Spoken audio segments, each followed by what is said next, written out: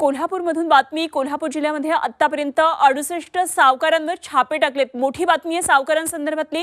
एकूण 20 सावकारांवर गुन्हे दाखल आहेत आणि सावकारांकडून शेतकरी कष्टकऱ्यांची पिळवणूक होतीये आणि या तक्रारीनंतर आता सावकारांवर ही मोठी कारवाई झाली आहे। कोल्हापुरातून ही एक मोठी बातमी येतेय।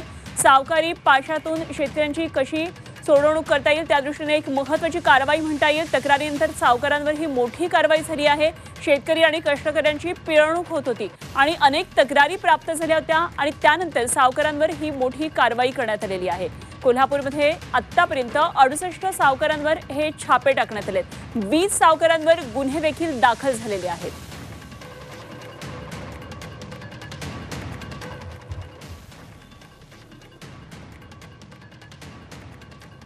तर कोल्हापूरमधून ही महत्त्वाची बातमी येतेय सावकारांवर होत असलेल्या कारवाई संदर्भातली।